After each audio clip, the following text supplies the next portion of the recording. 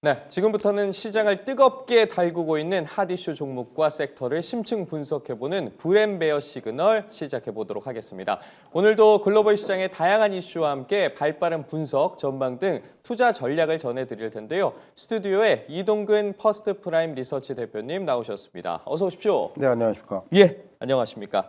자, 오늘도 다양한 이야기들 나눠보도록 할 텐데 그에 앞서서 저희가 시그널들을 준비했습니다. 이 시그널들을 보면서 이야기를 나눠보도록 하겠습니다. 시그널 오픈해 보도록 하겠습니다. 첫 번째 시그널 오픈해 주시죠. 네, 중동발 지정학적 리스크. 일단은 하락 시그널입니다. 관련해서 이란을 공습한 미국으로 인해서 증시가 어떻게 반응할지에 대해서 굉장히 큰 관심이 모아졌었는데 생각보다 그 이후에 첫 거래일에서는 방어를 잘했다 이런 평가들이 많습니다. 사실 이제 그런 생각이 들어요. 뭔가 이제 어제의 미국장을 보면은 이제 시장에서 이제 사태가 어떻게 될 것인지 조금은 이제 관망 심리가 많이 작용을 한 것이 아닌가. 장 초반에 이제 급락이 나오긴 했습니다만은 그 낙폭을 돌리는데 이렇게 시간이 많이 걸리지 않았고, 그리고 이제 주요 지수들이 장중에 반등 시도까지 했고, 특히 이제 우리가 얘기하는 시장의 대표라고 할 수 있는 엔비디아 같은 종목의 상승세가 나타났다라는 부분, 이런 걸로 이제 그런 흐름을 우리가 좀 이제 읽을 수가 있을 것 같고요. 예. 결국은 지금 보면은 이제 시장에서는 이러한 이란과의 전쟁 상황이 장기전으로 가지는 않을 것이라는 사실은 그런 관측들이 어제는 굉장히 조금 대두가 됐었어요. 그러면서 이제 시티은행 같은 경우도 그러한 전망을 내놨었고, 예. 일단 그런 쪽의 시장이 조금은 이제 어느 정도 베팅이 들어갔다 이런 표현을 쓸 수 있을 것 같고, 그러니까 이전에 앞서서 열렸던 아시아 증시 같은 경우도 어제 같은 경우는 사실은 생각보다 낙폭이 적었다라는 측면도 분명히 어느 정도 영향을 줬다고 말씀드릴 수가 있을 것 같고요. 결국은 뭔가 이전에 항상 이렇게 긴장감이 고조가 되고 전쟁 상황이 나타났을 때 그러한 부분들이 길게 가지 않았고, 일단 첫 번째. 두 번째는 그 이후에 그 지수를 회복하는 속도라든가 강도가 빠르게 나타났다는 부분, 이런 어떤 학습 효과가 어제는 시장에서 좀 강하게 작용한 것이 아닌가라는 생각이 들고요. 그래서 이제 어제의 시장은 이제 그렇게 나타났다 이렇게 볼 수가 있을 것 같은데, 이제 오늘의 시장은 좀 다르지 않나라는 이런 말씀을 좀 드릴 수가 있을 것 같습니다. 앞서 지금 프리마켓에서 네. 오늘 장 분위기 살펴봤는데 빨간불 굉장히 많이 들어와 있었거든요. 네. 결국에는 어제는 이제 관망을 좀 했었고 지난 거래일에서는 아마 이번 장부터는 본격적으로 그게 반영이 될 것이다라고 예측하시는 겁니까? 사실 그런 거죠. 일단 오늘 아시아 증시가 오히려 어제보다 더 안 좋았어요. 그러니까 오늘 아시아 증시의 흐름을 보면은 일단 어제 우리가 조금은 이제 어떻게 보면 이게 단기적으로 끝날 것이다라는 그러한 예상들이 좀 더 많았지만은 오늘 나오는 뉴스들, 뭔가 이런 뉴스의 헤드라인에 의해서 상당히 시장이 강하게 영향을 받는 모습이 나왔고요. 예를 들면 이란이 드론으로 여기를 공격했다더라, 사우디에 있는 미국 대사관이 공격을 받았다더라, 이런 뉴스가 나올 때마다 시장이 좀 크게 흔들리는 모습이 나왔다는 거죠. 어떻게 보면 지금 시장이 일단은 변동성의 강화 국면에 들어갔기 때문에 아시아 증시가 그렇게밖에 움직일 수가 없었던 거고,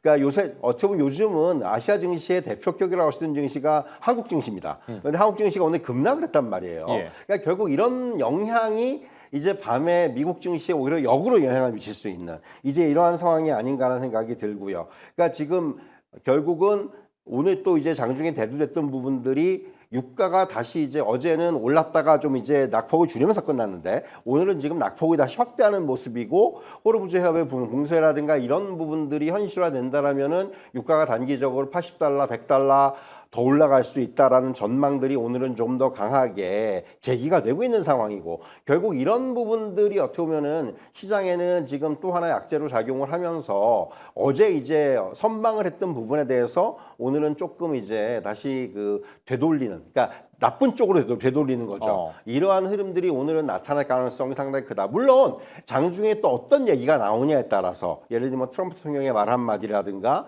또는 이제 이번에 나타났던 전제 양상이 좀 바뀐다든가 이런 부분들에 대해서 시장은 또 변동성이 나타날 수는 있겠지만, 일단 오늘은 어제보다는 조금은 부정적인 쪽으로의 방향이 나타나지 않겠는가라는 게 지금의 전망입니다. 대표님께서 말씀해 주신 부분이에요. 결국에는 이 증시가 요즘 가장 빠르게 반응하는 게 트럼프 대통령의 입이지 그렇죠. 않겠습니까? 도대체 지금 어떤 말을 할 것이냐, 그 말에 따라서 어떤 주들이 움직일 것이냐인데, 트럼프 대통령이 이런 얘기를 했습니다. 전쟁이 4, 5주 정도 계획하고 있지만 더 길어질 수도 있다. 네. 그리고 미국 국무부에서도 우리가 이란과 관련해서 더 쓸 카드가 남아있다라고 했습니다. 네. 이러한 발언들이 만약에 계속 나온다고 한다면 시장에도 큰 영향 미치지 않겠습니까? 사실 이제 지금 미국의 어떻게 보면 스탠스는 일단은 굉장히 그 강도 높은 발언들을 내놓고 있고, 이것은 마치 우리가 얘기하는 이전 국면에서 관세와 연관되는 어떤 그런 발언들과도 전 좀 맥이 통한다는 생각이 들어요. 우리가 이제 관세 협상을 할 때도 미국이 항상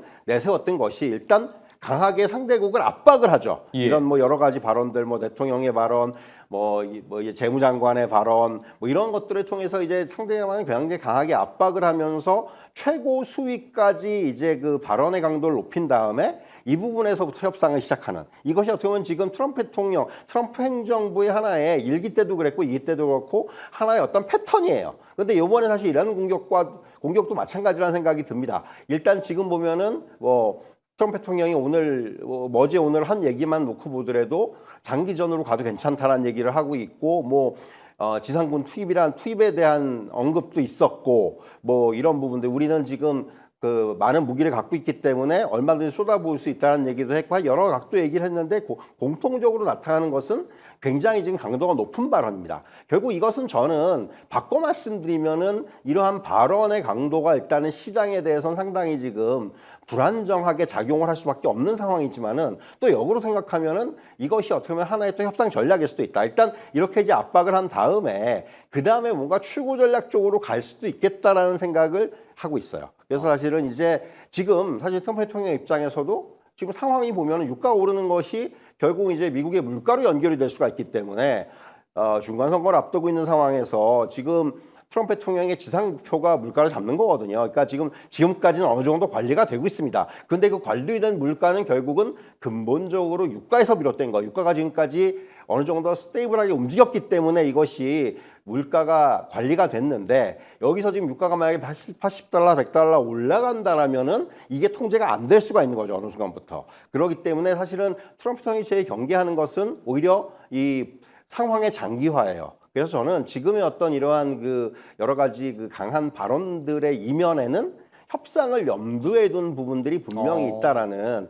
이제 그러한 좀 생각을 해볼 수 있지 않나, 이렇게 좀 말씀드릴 수가 있을 것 같아요. 예, 그렇기 때문에 결국에는 트럼프 대통령이 어떤 결정을 내리고 어떤 이야기들을 내놓을지에 대해서 굉장히 관심이 쏠리는데, 조금 더 구체적으로 들어가 보겠습니다. 결국 이렇게 전쟁이 시작이 되면서 상승한 종목들이 있습니다. 그 부분들에 대해 짚어볼 텐데, 에너지 섹터, 방산 섹터 같은 경우에는 상승을 했는데, 에너지 섹터 어제도 좋았는데 오늘도 어쨌든 엑슨모빌 같은 경우에 프리장에서 예. 1% 지금 상승한 모습 보이고 있습니다. 사실 지금 엑슨모빌 상승을 하고 있고, 이제 이 방산 쪽에서도 록히드 마틴이라든가 다 이제 소폭의 상승세를 보이고 있어요. 결국은 그런 거죠.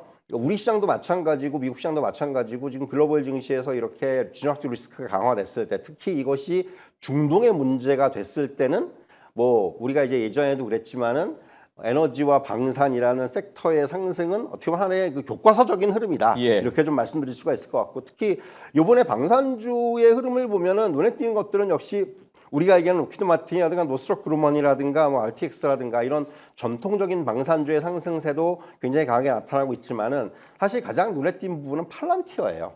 사실 팔란티어가 이제 어제도 상승을 했고, 지금 이제 오늘 프리마켓에서는 좀 소폭의 하락을 하고 있습니다. 예. 최근에 이제 주가가 계속해서 하락을 하다가 좀 이제 바닥에서의 그 어제 상승이 나왔는데, 이번에 이제 그 대이란 공격에서 가장 눈에 띄었던 부분들은 AI의 활용이었죠. 결국 이제 팔란티어가 가지고 있는 이 AIP, 그 AI 플랫폼이 어느 때보다도 이제 이러한 어떤 전쟁 상황이라든가 이런 쪽에서 위력을 발휘할 수 있음이 좀 확인이 됐다, 이렇게 말씀드릴 수가 있을 것 같고요. 그러니까 어떤 엔트로픽이라든가 오픈 AI 같은 어떤 거대 언어 모델을 이제 중간에서 활용할 수 있게, 마치 이제 정부라든가 민간이 활용할 수 있게 중간에 어떤 그 중간 다리 역할을 하는, 이것이 이제 플랫폼인데 AIP인데, 결국 이 부분이 팔란티어가 가지고 있는 독보적인 기술력으로 인해서 상당히 좀 그러니까 정보의 가공이라든가 또는 어떻게 보면 정보의 취합이라든가 이런 쪽에서 굉장히 좀 요번에 그 두각을 나타낸 것이 아닌가라는 생각이 들고요. 그러니까 지금 팔란티어의 주가에 대해서는 뭐 고평가 얘기도 있고 여러 가지 말이 많지만은 어쨌든 간에 그들의 기술력은 다시 한번 좀 증명이 된 것이 아닌가 이렇게 좀 말씀드릴 수 있겠고요. 앞서 이제 에너지 관련주를 말씀을 해주셨는데 결국 마찬가지죠. 지금 이 유가의 상승 이런 부분들로 인해서 뭐 이제 굉장히 타격을 받는 나라가 있고 이제 또 이제 반면에 굉장히 지금 속으로 지금 쾌재를 부르고 있는 나라도 있는데 예. 어쨌든 간에 에너지 기업들한테는 상당히 이것이 하나의 그 이익의 측면에서는 긍정적인 그런 관점에서 우리가 볼 필요가 있을 것 같고요. 다만 이제 그런 것들이죠. 방산주나 에너지 관련주들이나 결국 이 주가의 흐름은 이번 어떤 전쟁의 그 기간이라든가 강도라든가 이런 것과 결국은 동조화될 수밖에 없다라는 거예요. 만약에 여기서 또 전쟁이 뭐 단기에 끝난다거나 그러면 이런 모멘텀들이 소멸이 되기 때문에 철저하게 이런 쪽에서는 일단은 지금은 매매 측면에서 접근할 필요가 있지 않나. 만약에 이런 쪽에 관심이 있으시다면은 어떻게 보면 이런 모멘텀 플레이가 지금은 좀 더 적절한 그러한 상황이다. 이렇게 좀 정리를 해드리겠습니다. 쾌재를 부르는 국가가 있을 수도 있다라고 말씀을 해주셨는데 네. 과연 이 상황을 중국이 어떻게 바라보고 있을지도 관심입니다. 앞서 저희 이주연 아나운서가 내일 이제 중국의 양회가 개막을 한다라는 이야기 해줬는데 그 부분과 관련해서 중국도 어쨌든 에너지의 통로와 연관이 돼 있지 않겠습니까? 이 에너지 통로 차단과 관련된 부분 어떤 부분 주목해봐야 되고 또 어떤 주들이 움직일 거라고 보세요? 사실 흥미로운 것이 중국이 결국은 이번에 이제 그 미국의 이란 공격, 앞서 이제 베네수엘라 공격도 어떻게 보면 같은 맥락인데 베네수엘라와 이란에 대한 공격은 결국은 어떻게 보면 이제 중국에 대한 견제와 이제 또 중국에 대해서 어떻게 보면은 이제 이런 경제적인 타격을 입히기 위한 이러한 일련의 그 행동이다라는 어떤 평가들이 어떤 정치학자들한테서 최근에 많이 나오고 있는 상황이에요. 그러니까 아시겠지만은 이제 중국이 이란의 석유 수출 물량 중에 상당 부분을 구매를 하고 있고 작년 같은 경우에 중국의 해상 원유 수입량 중에서 13.4%가 이란산입니다. 결국 지금 이렇게 이제 이란의 공급망이 이번에 이렇게 이게 좀 붕괴가 되는 경우에 중국 같은 경우는 에너지 조달의 비용이라든가 전략적인 선택지라는 측면에서 모두 굉장히 큰 타격을 입게 될 수가 있다라는 거죠.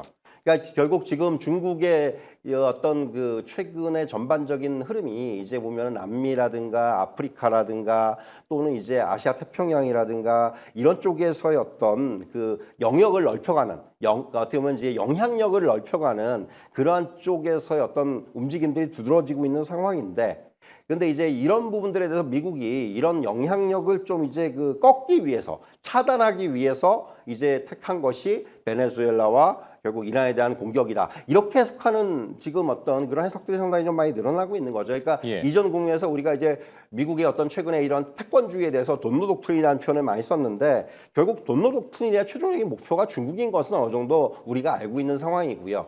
결국 그런 부분들이 이제 중국은 좀 이번에 이로 인해서 타격을 받고 있는데 그렇다고 해서 중국이 여기에 대해서 아직까지는 어떤 뚜렷하게 반응을 보이지는 않고 있어요. 굉장히 몸조심을 하고 있죠. 왜냐하면은 이제 한 달 정도 있으면은 트럼프 대통령과 시진핑 주석의 정상회담이 있단 말이에요. 그러니까 트럼프 대통령이 중국 방문이 있는데 일단 중국의 입장은 그 부분을 지금은 최대한 어떻게 보면은 전면에 놓고 그러니까 미국과의 어떤 지금 정상회담을 전면에 놓고 이 부분에 집중을 하고 있는 상황이고 결국 지금 중국이 어떻게 보면 이제 미국이 이제 관세를 굉장히 강하게 매기다가 이번에 이제 대법원에서의 어떤 판결을 계기로 해서 이 부분이 좀 이제 수그러들면서 오히려 중국이 약간 이런 그 글로벌 관세 흐름에서 좀 주도권을 쥐었다라고 보는 사람들도 많거든요. 근데 이제 중국이 이런 입지에서 이제 미국의 이러한 어떤 최근의 일련의 움직임들에 대해서 일단은 좀 관망을 하는 자세를 보이고 있다 이렇게 말씀드릴 수 있겠고 앞에서 이제 그 양회 말씀을 해주셨는데 사실 이번 주에 저는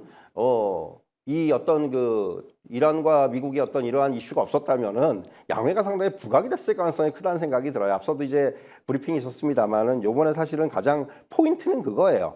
이제 그 중국의 어떤 경제적인 방향성이 과거의 어떤 고속성장의 우선 방향성에서 벗어나서 이제는 새로운 어떤 생존 전략으로의 이제 그 전환을 공식적으로 선언하는 것이 아마 이번 양회가 될 것이다라는 전망들이 있거든요. 그러니까 비근한 예로 5%라는 그 경제 성장률에 집착을 했었습니다. 근데 이번에 그것을 좀 이제 탈피하려는 움직임들이 있을 거란 얘기예요. 그러니까 이미 IMF 같은 경우는 이번에 중국의 경제 성장률은 4.5%가 나올 것이다라는 전망들을 내놓고 있고, 왜냐하면 지금 계속 갈수록 이제 성장률이 낮아질 수밖에 없거든요. 중국도 이제 경제 규모가 커지고 하다 보면 자연스럽게 성장률은 낮아지는 거고, 지금의 글로벌 경제 상황이 이렇게 녹록한 상황도 아니고 하기 때문에 더 이상 이제 5%라는 어떤 숫자에 매달리는 것이 아니고, 최근에 시진핑 주석 같은 경우도 올바른 성과관이라는 개념을 강조를 하기 시작을 했어요. 과거처럼 성장률에 집착하지 말고 진짜 국민한테 도움이 되고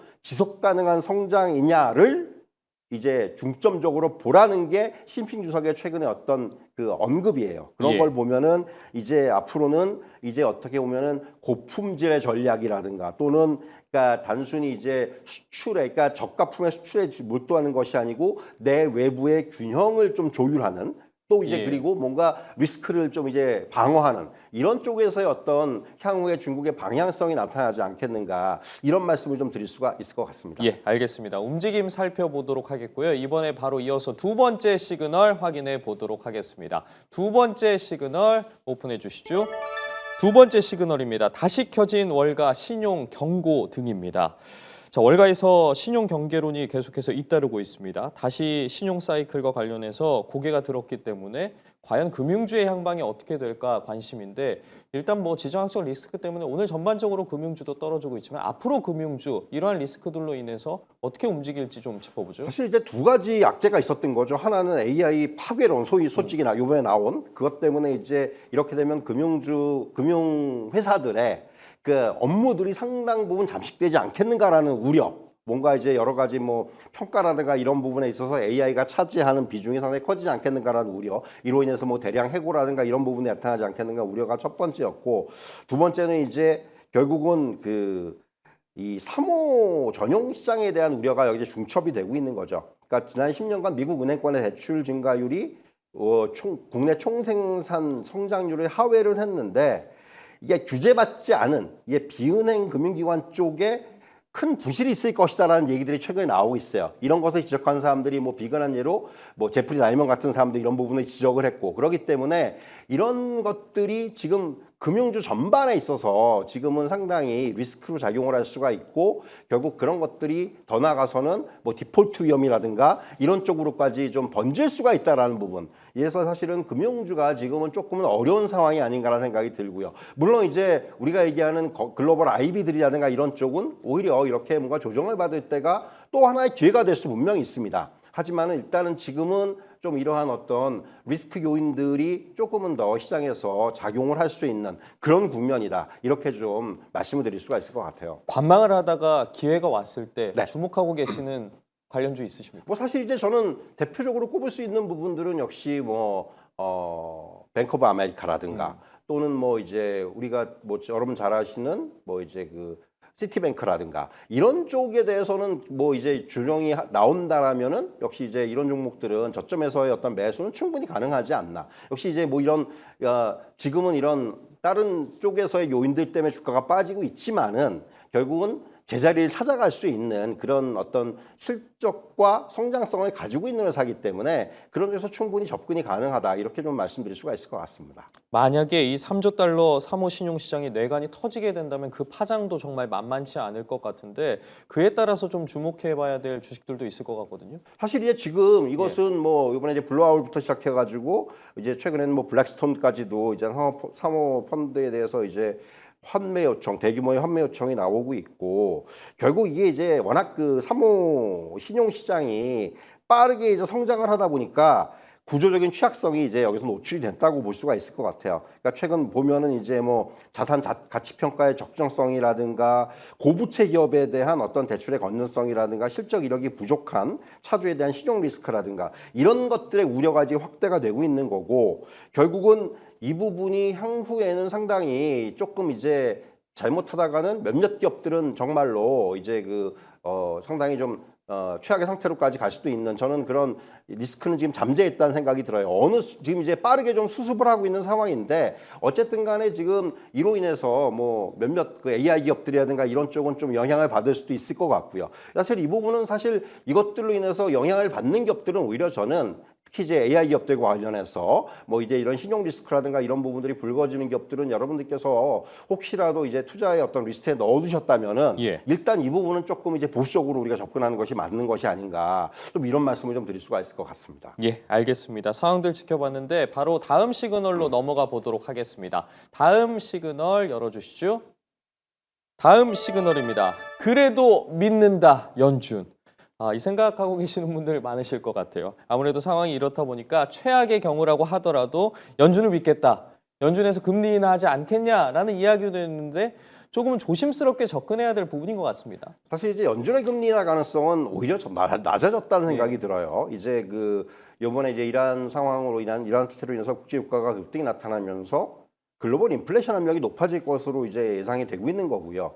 그렇다면 이제 연준이 과연 이런 인플레이션에 대한 우려가 있는 상황에서 금리 인하에 서두르겠느냐? 그건 아니란 얘기죠. 당장에 뭐 3월뿐만이 아니라 6월의 금리 인하 확률이 기존에는 이제 금리의 동결 확률이 42%, 인하 확률이 좀 높았습니다. 그런데 이게 이제 이번에 이란 사태가 터지고 나서 동결 확률이 높아졌어요. 한 10% 정도 높아요. 그러니까 53%까지 높아졌거든요.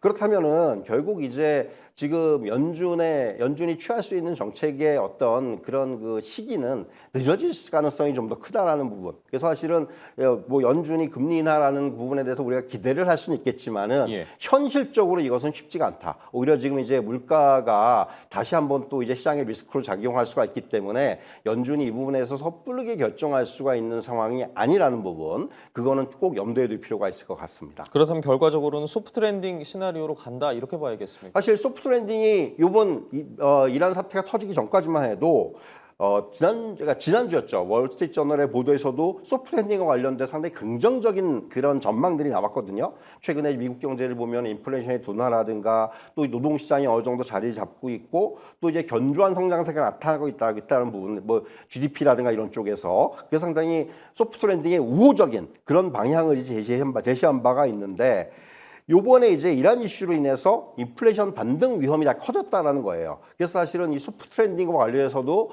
조금은 이제는 이제 부정적인 요인들이 또 부각될 수 있는 지금은 그런 상황이 아닌가 하는 생각이 들고요. 그리고 노동시장의 경우도 예상보다는 안정적이지 않을 가능성도 지금 높아지고 있죠. 지금 고용 증가 폭이 둔화가 되면서 한마디로 no hire, no fire. 그러니까 고용도 없고 해고도 없는. 그야말로 지금 그냥 이 상태가 유지가 되고 있기 때문에 이런 것들을 감안하면은 분명히 소프트 랜딩의 가능성이 높긴 하지만은 이것이 요번에 이제 이란 이슈로 인해 가지고 뭐 지연되거나 아니면 조금 이런 부분들의 어떤 기대감이 좀 약화가 되거나 이럴 가능성이 조금은 높아졌다. 좀 이렇게 말씀드릴 수가 있을 것 같아요. 알겠습니다. 그렇다면 이번에 바로 다음 시그널로 넘어가 보도록 하겠습니다. 네 번째 시그널 오픈해 보도록 하겠습니다. 오픈해 주시죠. 우려에서 환호로 엔비디아 담아라. 담아야 되는 겁니까? 멈춰야 되는 겁니까? 지금 2일에 모건 스탠리에서 네. 엔비디아를 최선호주로 지목을 했습니다. 그렇기 때문에 야 이거 지금 담아야 되는 거 아니냐라고 말씀하시는 분들도 계시거든요. 어떻게 해야 되는 겁니까? 결론부터 말씀드리면은 엔비디아는 지금 매수가 맞는 것 같아요. 이건 뭐 제가 너무 직접적으로 말씀드리는 건지 모르겠는데 모건 스탠리가 결국 엔비디아를 최선호주로 선택을 한 것은 간단해요. 그러니까 성장의 지속성의 우려가 주가를 지금 잡아놓고 있지만은 이런 우려가 수개월 내에 분명히 뭔가 이제 좀 환호로 바뀔 것이다. 이런 이제 전망을 내세우면서 2028년 매출까지도 이미 지금 엔비디아는 이미 다 확보를 해놓은 상태다. 이렇게 지금 얘기를 하고 있고요. 이건 뭐 우리도 다 아는 얘기고 사실 요번에 뭐 보면은 그 AI 지출이라든가 이런 부분들은 계속해서 기업들이 늘리고 있는 상황 아니겠습니까? 그럼 결국은 이제 엔비디아의 어떤 이런 칩에 대한 수요는 계속 있다는 얘기예요. 더 늘어난다는 얘기고 예. 그런 상황에서 결국 지금 주가는 170달러에서 200달러의 박스권에서 움직이지를 못하고 있습니다. 그렇다면 지금 더군다나 이제 170달러대에 있는데 거의 박스권에 그러니까 하단에 있다는 얘기예요. 지금 제가 차트를 보고 있는데 110달러 하단에서는 충분히 저는 이 정도면은 접근을 해도 되는 가격이다. 이렇게 좀 말씀드릴 수가 있겠고, 다만 뭐 이제 매수를 하시는 분들이 이것을 한 번에 매수하시기보다는 지금 왜냐하면 변동성 국면이기 때문에 이런 변동성을 충분히 우리가 이용할 필요가 있어요. 그러면은 이제 이런 부분들은 분할 매수에 대한 접근 이런 것들이 지금은 좀 더 유효하지 않나 이렇게 좀 정리를 해드릴 수가 있을 것 같네요. 말씀하신 것처럼 엔비디아 같은 경우에 전 거래일에서 3% 상승한 채 마감을 했는데 오늘 이제 프리장에서 지금 2.77% 네. 하락했습니다. 그 변동성에 좀 주의를 해야 된다라는 이야기를 해주셨는데 마이크론 테크놀로지는 어떻게 보세요? 사실 좀 마이크론 테크놀로지도 지금 이 반도체에 대해서 결국은 이제 매크로 불확실성에 따른 어떤 오히려 공급자의 보수적인 설비 투자가 나올 수가 있다라는 거죠. 예. 이렇게 되면 메모리 가격은 오히려 더 이제 이거 굉장히 더 긍정적으로 작용할 수가 있어요. 이게 공급이 만약에 여기서 더 늘어나지 않는다면은 계속해서 이제 쇼티지가 날 거고 그러면은 반도체 업체들한테는 마이크론뿐만이 아니라 삼성전자든가 SK하이닉스도 마찬가지고 그리고 최근에 이제 메타의 행보에서 보듯이 지금 이 빅테크들이 반도체 물량 확보를 위해서 정말 경쟁이 치열합니다. 메타 같은 경우는 지금 뭐 요번에 보면은 뭐 AMD에다가도 손을 내밀었고 뭐 엔비디아는 물론이거니와 지금 이제 구글한테도 지금 손을 내밀고 있고 이런 상황이고 지금 다른 결국 빅테크 업체들도 마찬가지란 말이에요. 그러니까 이렇게 이제 이런 AI 칩에 대한 수요가 높아진다면은 여기에 들어가는 결국 반도체를 만들고 있는 삼성전자, SK하이닉스, 엔비디아 같은 경우, 마이크론 같은 경우는 계속해서 우리가 얘기하는 그 실적의 성장 그리고 이제 어떻게 보면 시장의 어떤 그 빅사이클, 슈퍼사이클 이런 것들이 굉장히 이어질 수가 있기 때문에 마찬가지로 이제 그 마이크론 테크놀로지 같은 경우도 저는 지금은 철저하게 긍정적인 시각으로 가져갈 필요가 있다 이렇게 좀 말씀드릴 수가 있겠고요. 앞에서 이제 엔비디아의 주가를 말씀드릴 때 한 가지만 더 추가를 하자면은 지금 엔비디아의 포워드 PR이 24.8배예요. 그런데 5년 평균 포워드 PR이 얼마냐 하면은 45배입니다. 이거와 비교하면 상당히 많이 내려와 있는 상태죠. 그러니까 지금은 이제 엔비디아의 주가가 과거와 비교해 봤을 때 좀 싸다라는 생각이 드는 거죠. 이제 밸류에이션 측면에서. 그런 것만 감안한다면 엔비디아 같은 경우는 이제는 밸류에이션의 측면에서 접근해도 되는 이제 그런 영역에 있다. 좀 이런 말씀을 좀 드릴 수가 있을 것 같네요. 그 엔비디아가 지금 긴 박스권에 갇혀 있지 네, 않겠습니까? 그렇습니다. 그렇다면 지금이 어쨌든 기회가 될 수 있다라는 말씀을 해주셨는데 상승해서 올라간다고 한다면 네. 그 시점은 언제라고 보세요? 사실 이제 이번 주에 이제 그 브로드컴의 실적도 있고, 그러니까 브로드컴의 실적이 또 한 번에 이제 그 테크주들한테는 또 한 번 영향을 줄 거예요. 근데 엔비디아도 실적이 못 나온 게 아닌데 주가는 빠졌잖아요. 그러니까 브로드컴도 이번에 일단 할 수 있는 걸 다 잘해야 돼요. 실적도 잘 나와야 되고, 그리고 이제 다음 분기에 대한 가이던스도 좋아야 되고, 그리고 이제 뭐 AI에 대한 어떤 향후의 전망에 대해서도 긍정적인 전망을 그 회사에서 내놓아야 되고, 이런 부분들을 충족을 시킨다고 하더라도 과연 주가를 돌릴 수 있을지 모르겠는데, 일단 엔비디아의 주가의 어떤 전망을 봤을 때, 저는 일단 요번에 이런 변동성 국면이 좀 지나간 상황에서 그리고 이제 말씀드린 대로 AI에 대한 수요라든가 이런 부분들이 계속 확인이 되고 있기 때문에 저는 이제 요 흐름이 좀 지나간 다음에는 그러니까 기술적으로 봤을 때는 오히려 $200를 돌파한다라면은 거기서는 그 업사이드가 상당히 커질 수가 있는 지금 말씀드린 대로 $200가 박스권의 상단이거든요. 그래서 항상 이렇게 박스권에 갇힌 주식들은 박스권 상단을 돌파했을 때 이제 거기서의 어떤 시세가 본격적으로 좀 나는 경우들이 많기 때문에 그래서 이 종목은 철저하게 지금은 박스권에서의 어떤 모아가기 그리고 향후 $200가 돌파됐을 때 오히려 그때는 이제 좀 더 이제 위를 보고 적극적인 어떤 대응이 필요한 이제 그런 대응이 좀 지금은 적절하지 않나라는 생각을 하고 있습니다. 그러면 이러한 흐름이 반도체주 전체적으로 다 끌 수도 있다고 보십니까? 사실 이제 엔비디아가 올라간다라면은 저는 반도체에 미친 영향 반도체뿐만이 아니라 AI 관련된 빅테크들에 미친 영향이 클 거예요. 사실은 아시겠지만 올해 들어서 S&P 500 내에서의 어떤 기술주들의 흐름이 굉장히 안 좋습니다. 특히 우리가 이제 M7으로 대변되는 종목들이 뭐 거의 뭐 보합권이거나 아니면 아예 수익률이 올해는 마이너스인 경우들도 많이 발생을 하고 있는데 결국 이제 엔비디아 행보에 따라서 이런 종목들 이제는 뭐 엔비디아뿐만이 아니라 이런 M7을 비롯한 빅테크주들이 상당히 밸류에이션 측면에서 좀 매력적인 종목들이 발생을 하고 있다라는 거예요. 그런 것만 놓고 보더라도 저는 사실은 이런 엔비디아가 만약에 이제 주가가 어느 정도 이 상승으로 전환을 해준다면은 다른 빅테크들 반도체 업종 전반에 미치는 영향은 분명히 나타날 것이다. 이렇게 좀 말씀을 드릴 수가 있을 것 같습니다. 예, 알겠습니다. 엔비디아 관련된 내용도 짚어봤고요. 이제 마지막 시그널 오픈해 보도록 하겠습니다. 마지막 시그널 보여주시죠. 마지막 시그널입니다. 실적 시장 예상치 하회 버크셔 해서웨이 급락. 버크셔 해서웨이 굉장히 큰 이슈였습니다. 오늘 지금 프리장에서도 하락한 채 움직이고 있는데 버크셔 해서웨이 어떻게 보고 계십니까? 일단 버크셔 해서웨이의 주가 급락은 보험 부문의 부진이죠. 그러니까 버크셔 해서웨이는 아시겠지만 이제 보험 부문도 상당히 큰 비중을 차지하고 있기 때문에 투자 부문과 보험 부문인데 영업이익이 이제 보험 부문에서 한 30% 이상 감소를 하면서 결국은 이제 보험 업황 자체가 지금 둔화가 됐기 때문에 오히려 버크셔 해서웨이의 전략은 보험 업황의 둔화 국면에서 이런 자산을 지키는 쪽으로 자산의 건전성에 좀 주목을 하고 있다 이렇게 말씀드릴 수가 있겠고요. 사실 이번 분기의 이제 그 실적 부진은 어느 정도 예견이 됐던 부분이에요. 그래서 사실은 오히려 지금 어제 급락을 했고 오늘까지 만약에 하락을 한다면은 1월 말에 기록을 했던 저점 부근까지 하락을 하고 있습니다. 기술적으로 보면 차트를 보시면은 일단 지금 한 470달러 내외가 일단 저점이에요. 그래서 이 저점만 깨지 않는다라면은 사실은 오히려 버크셔 해서웨이도 저는 기술적으로 봤을 때는 충분히 매수를 해볼 만한 이제 위치로 다시 주가가 내려온 것이 아닌가라는 생각이 듭니다. 그래서 이제 요번 실적은 이미 지나간 일이고 그렇다면 다음을 봐야 된다라는 거죠.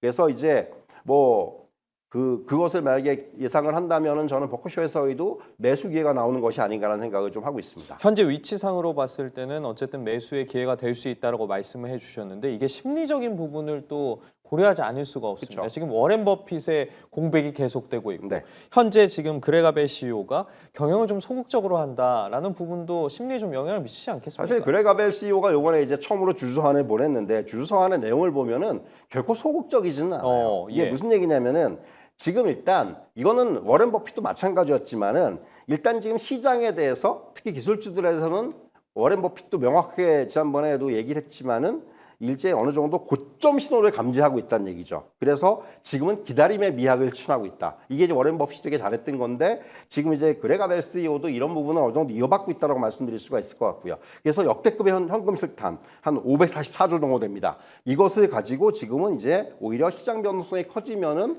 이것을 가지고 오히려 저는 대형 M&A가 될 수도 있고 아니면은 특정 업종의 지분을 늘릴 수도 있고 지금은 이렇게 현금을 가지고 뭔가 이제 상황을 대비하는 그런 쪽에서의 지금 전략을 짜고 있다 이렇게 말씀드릴 수 있겠고요. 포트폴리오의 개편 방향을 보면은 오히려 더 정교해졌다라는 표현이 맞는 것 같아요. 오히려 이번에 보면 셰브론을 매수를 한다든가 에너지 기업의 지분을 늘린다든가 하는 걸 보면은 역시 기술주의 거품주적 논란 속에서 실질적 현금으로 창출하는 전통 산업으로의 좀 이제 전환이 조금 이제 이번에 특징으로 나타나고 있다. 이렇게 좀 말씀드릴 수가 있을 것 같습니다. 예, 알겠습니다. 오늘 5가지 시그널 통해서 브렘베어 시그널 함께 해봤는데요. 이동근 퍼스트 프라임 리서치 대표와 함께했습니다. 말씀 고맙습니다.